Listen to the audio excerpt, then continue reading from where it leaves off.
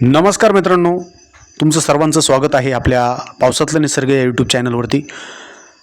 Video घेऊन येण्याचं कारण महाराष्ट्रामध्ये पावसाचा मोठा अंदाज आपल्याला या ठिकाणी दिसत आहे. नाशिक जिल्हा आणि अहिल्यानगर जिल्हा यावर विशेष लक्ष आहे.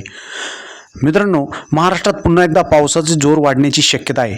भारतीय हवामान विभागाच्या ताज्या अंदाजानुसार पुढील काही दिवसात राज्यात अनेक भागांमध्ये मेघगर्जनासह पुरासह पाऊस येण्याची शक्यता आहे. त्यामुळं तुम्ही काळजी घ्यायची आहे. मी नाशिक जिल्ह्याची खास करून माहिती सांगत आहे. नाशिक जिल्ह्यात पुढील 24 ते 48 तासात अनेक भागांमध्ये जोरदार पाऊस होण्याची शक्यता आहे. त्यामध्ये त्र्यंबकेश्वर, नाशिक, इगतपुरी, पेठ, सुरगाणा, दिंडोरी, कळवण, सिन्नर, निफाड, येवला, चांदवड, येवला, मालेगाव आणि बागलाण संभाव्य पाऊस 20 ते 80 मिमी, तर घाट परिसरात काही ठिकाणी अपेक्षेपेक्षा जास्त पाऊस पडण्याची शक्यता आहे. त्यामुळे तुम्ही त्या ठिकाणी फिरायला जाणार असाल तर काळजी घ्या. विशेष करून नाशिक जिल्हा, अहिल्यानगर जिल्ह्याच्या आसपासले जे काही घाट आहे, जिथे काही निसर्गरम्य ठिकाणं आहे, तुम्ही जाताना काळजी घ्यायची आहे. काही धबधबे असतील त्या ठिकाणी तुम्ही काळजी घ्यायची आहे. चला, आता अहिल्यानगर जिल्ह्यामध्ये मेघगर्जनासह जोरदार पाऊस होण्याची शक्यता आहे.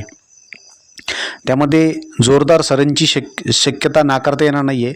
पावसाची शक्यता असलेले प्रमुख तालुके अहिल्यानगरमध्ये संगमनेर, अकोले, राहुरी, श्रीरामपूर, राहाता, कोपरगाव, नेवासा, पारनेर, श्रीगोंदा, कर्जत, जामखेड, शेवगाव, पाथर्डी संभाव्य पाऊस 15 ते 60 मिमी, तर अकोले आणि घाट परिसरात अधिक पावसाची शक्यता आपल्याला या ठिकाणी दिसणार आहे.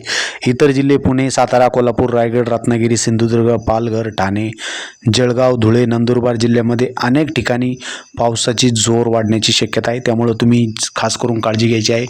मी नाशिक जिल्ह्यात सांगतोय, गोदावरीला पूर येण्याची दाट शक्यता आहे, कारण की खूप खतरनाक पाऊस येण्याची शक्यता आहे. यामध्ये इगतपुरी, त्यानंतर भंडारदरा या एरियामध्ये खूप जास्त पाऊस सुरू आहे आत्ता. तर तुम्ही त्या ठिकाणी जाताना काळजी घ्यायची आहे आणि शक्यतो जाण्याचं टाळाच. तुम्ही जर जाण्याचा विचार करत असाल तर अशा निसर्गरम्य ठिकाणी जाण्याचं टाळा. तर चला, अशाच नवनवीन व्हिडिओसाठी आपल्या चॅनलला सबस्क्राईब करायचं आहे. पुढच्या नवीन अपडेटसाठी मी तुम्हाला पुन्हा नवीन व्हिडिओ घेऊन येईन. पण तुम्ही एक काम करायचं आहे, आपल्याला प्रथम सबस्क्राईब करायचं आहे आणि आपल्या मित्रांना हा व्हिडिओ शेअर करायचा आहे, जेणेकरून जास्तीत जास्त मित्र आपल्याला सबस्क्राईब करून या व्हिडिओचा फायदा घेऊ शकतात. चला, रामकृष्ण हरी.